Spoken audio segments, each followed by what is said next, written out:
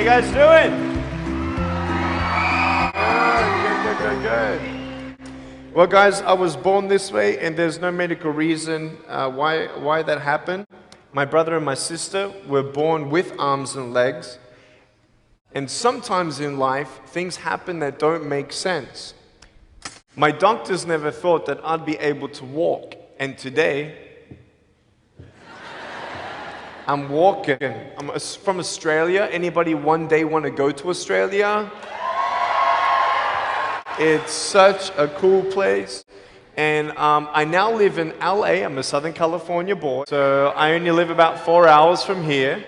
And today I'm going to tell you, man, I love freaking people out. One day I'm in a car.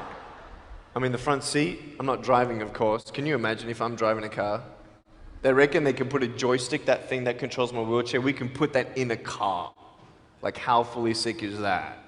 Like, imagine if I get pulled over by the cops. Can I have your driver's license, please? Yeah, but it's over there, you're gonna have to get it. Imagine if I'm in big trouble. Put your hands up! Get out of your car!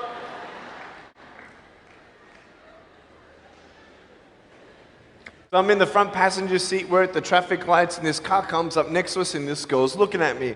And I'm looking at her, she's looking at me, I'm looking at her, she's looking at me, I'm looking at her. All she sees is my head, right? She has no idea that I have no arms, no legs. So I'm thinking, cool. I'm gonna freak you out. So I get the seatbelt in my mouth, and I loosen it like this, so then I can freely move. And she's looking at me like, why are you eating your seatbelt? So I pull it, the belt is loose, I can move. Now she's looking at me, full 100% attention and focus. Now just imagine all you see is my head, all right? You might want to put up your hand up to your face to cut off the rest of my body, all right? So you can really see the effect. So just, that's it, exactly. Here we go, ready? I just did this.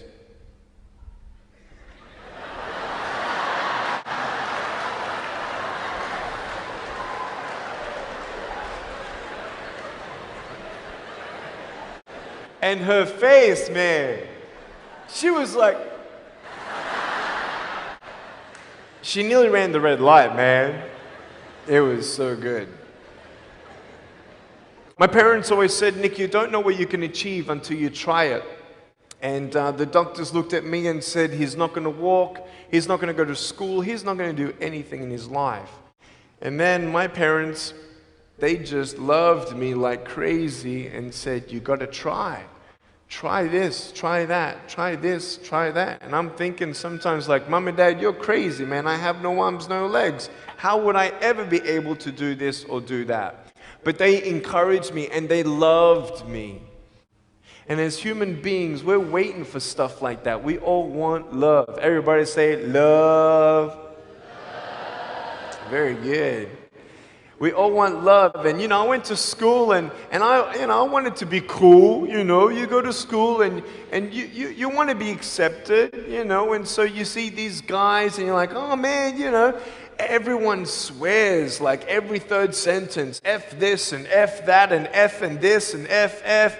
Like what? Like they think they're cool, And so I'm thinking, man, maybe I need to be like them to be cool. And then you compare each other with how we look, and I wish I was smarter, I wish I was taller, I wish I was shorter, I wish I was more popular, I wish I did this, I wish I didn't have that. I wish my life was different. That was me when I was about 8 years old. I looked at myself and I looked at everybody else, and everyone else had more than me. And I'm asking, why? Why me? Have you ever asked the why me questions, but get nowhere? If I had no answers from the doctors, and if I had no answers from my parents, I still have a choice every day in my life to keep going or give up. You see this book up here? This is my favorite book in the whole wide world. This is my favorite book, the Bible. And here I am.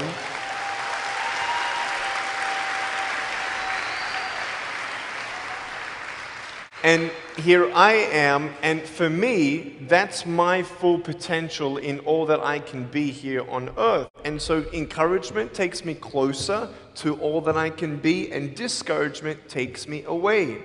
You see, it only takes 3 seconds for someone to tease me when I was at school and just say, you're ugly. You can't do this and you can't do that. And some of you thinking like, man, seriously? You had kids picking on you? Like, how heartless are those kids? Picking on me with no limbs, like, you would probably say, well, I'm not that bad. I wouldn't pick on a kid with no limbs. But why would you pick on anyone? Well, because it's fun. It's just culture. Okay, we'll get to that. But for me facing all that stuff, I'm getting these seeds. Everybody say seeds. S-E-E-D-S, seeds. Have you seen the pictures of the sequoia reds up here in California? These huge trees. Like some of the trunks could be as nearly big as this room. I've seen those photos where they've actually dug out a tunnel in a trunk of a tree. You can drive a full-size SUV right through it. That all started with a little seed. If you leave a seed of lies in your heart and in your mind and you don't know the truth, if you don't know the truth, you will die with the lie. I started dying because I started believing what I was told. I want you to know the 3 things that I needed to come to in my life is the truth of my value, the truth of my purpose, and the truth of my destiny. I want you to know something. In our mind, we put ourselves down all the time. I want to ask you today, do you think I'm cool enough to be your friend? But I don't swear, I don't use the F-bomb. Am I still cool enough to be your friend? But I don't tease people. Am I still cool enough to be your friend? But I have no arms, no legs. Seriously.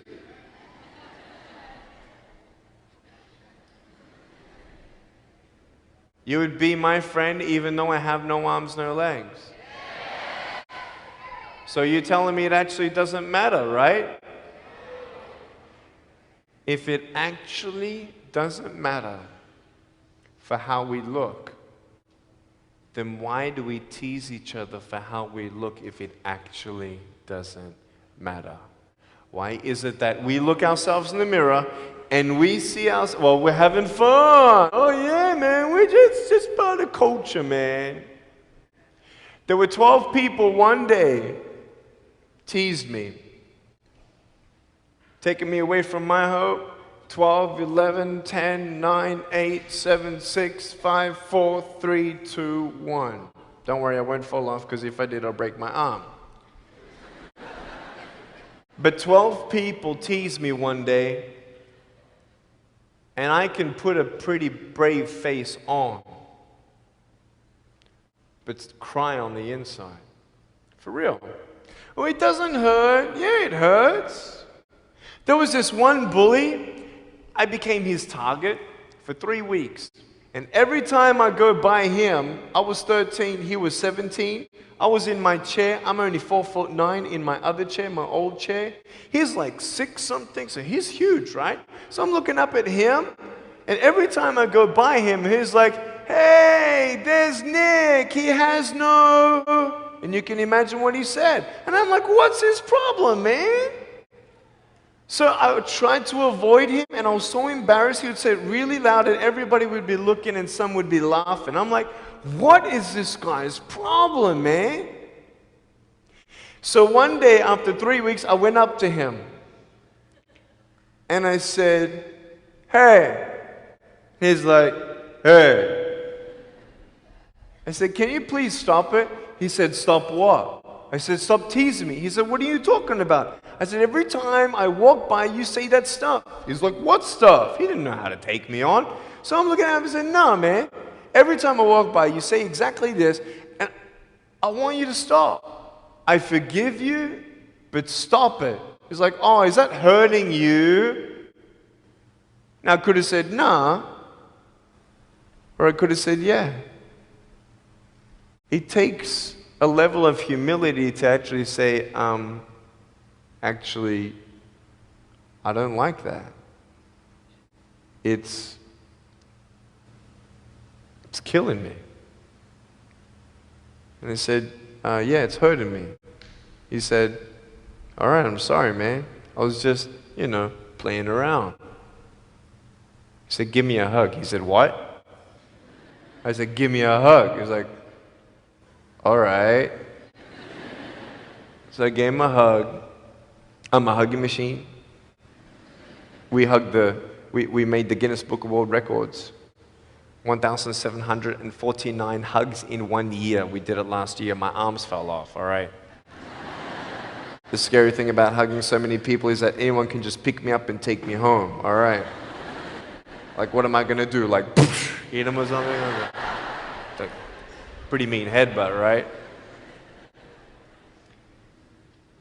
I want you to know that you might be playing around. I could pretty much say that 98% of you have teased someone in your life. I tried to commit suicide because of people who thought they were having fun, not knowing the hell that I was going through. The people you're teasing, what if the person you're teasing is the person who's thinking of committing suicide? What if the person you're teasing is the one who's tried to commit suicide, who hates their life because of you? You don't know if the person you are teasing is the son or daughter of a drunk at home getting abused. And all they need is someone like you to keep on pushing them this way. We need hope. So find something else to do. Find positive things in your own life. I don't care about how you look. I will never, ever, ever tease you. I will never tease you. I could tease you. I could be tough. People thinking that bullying is tough. It ain't tough. My wheelchair, this is tough. This thing, man. I'll tell you something. You ready? This wheelchair. This thing's so tough. When my friend built this for me, he said, you're gonna love it. I said, what, does it go fast? He said, no, but it's tough. And I said, well, what do you mean? He said, you'll find out. The torque in these motors at the bottom, at the back, this thing, if someone's holding it, I'm telling you, it can go 90 degrees. I went 80 degrees up, all right? Someone's holding me to make sure I don't tip back. My wife, she loves shopping with me because she just jumps on the back and we go shopping. Like, she just shops and shops because she doesn't drop, right? We just go and do it. It's fun. Now, what I tried one day to do, you'll never believe me, maybe you will, just know that every word that comes out of my mouth is not an exaggeration. One day, I needed to move a car. So I got my wife to put my car, my 66 Chevelle, in neutral. It's a 2.5-ton car, and I backed it back with this thing. Just like this, like nothing. This thing is tough. Guess what? The definition of tough means it's strong.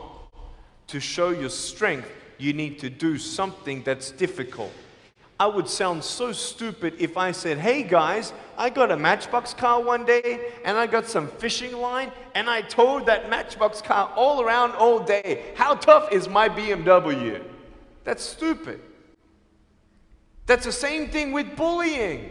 You think you're tough? You're trying to show your strength? That's not your strength. Let me come back in 10 years and let me get your anyone have a 3-year-old nephew? Anybody have a 3-year-old nephew? Cool, put your hands down. I will get any one of your 3-year-old nephews, bring them tomorrow night at where I'm speaking, and we're gonna put him up on stage and let me show you how tough I am. We'll get your 3-year-old nephew and we'll put him up here on the table and let me tease him. Let me show you how tough I am. That's what you are. I could pick on you, you biggest bullies. I could pick on anything you like. any singer, any music that you like. I could tease you. I could tease your family. I could tease your friends. I could tease about the movies that you think are really cool. I could tease anything about you. I could tease you about your nose, your eyes, your teeth, your chin, your hair, your ears, your elbows, your knees, your whatever, man. I can tease you about anything. It ain't hard, just like you can tease me. You want to know what tough is? Go to the people you teased and say sorry. You want to know what tough is? Go up to the people who still tease you and say, hey, stop it. I forgive you, but please stop it. That's tough. I want you to know something, the truth of who you are. I don't care what job you get. I don't care. I don't care how smart you are, everyone. I don't care. I don't care. I love you and I believe in you. I don't care if you end up being a janitor in this school. I'll tell you why. Because the janitor in my high school inspired me to be a speaker. He changed my life. He said, you should be a speaker. You know what I said? You're crazy. He said, no, really, you need to be a speaker. I said, stop it, man. 4 months later, he twisted my arm, and I said, yes. I spoke in front of 10 people, then another 10, then another 10, then I found myself in front of 300 sophomore students. And 3 minutes into my speech, half the girls were crying, and one girl in the middle of the room started weeping, and she put up her hand and she said, I'm so sorry, can I come up there and give you a hug? And in front of everybody, she came up and she hugged me and she cried on my shoulder and she whispered in this ear, thank you, thank you, thank you. No one's ever told me that they love me. No one's ever told me that I'm beautiful the way that I am. It was because my parents told me that I was beautiful that I'm still here. Some of you don't have those parents, and that's why I'm here. I love you and you're beautiful just the way you are. Never, ever give up.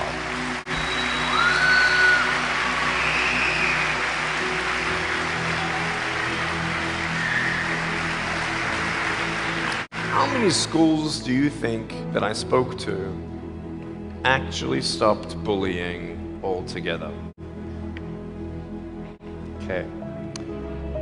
Whoever said 1, you were correct. 1 school out of 600, I got a letter from the headmaster, and he said, Nick, you forever changed our school, blah, blah, blah. We haven't seen any bullies pick on anybody for 8 months straight. We don't know what happened, but in the best words that I can describe, there's just a new thought in the air that it just ain't cool anymore. It just ain't cool. I want to ask you, what are you going to do? Are you going to continue on? At the risk of knowing that in each section, this section right here, 5 people are already trying to commit suicide. That section there, 5 people. When you extrapolate it out, what if the person you're teasing is one of those? And you have no idea. Would you find something else to do? So, the change is up to you. If you want to see more love in your school, be love. If 50% of the school come together and say, you know what, it just ain't cool anymore, the people who think it's still cool, every time they look down upon you, I want you to imagine my face looking at you. Because I'm telling you, everyone you're teasing is my brother and my sister. And you're my brother and you're my sister. And I'm asking you to stop. Love yourself a bit more. Love each other a lot more.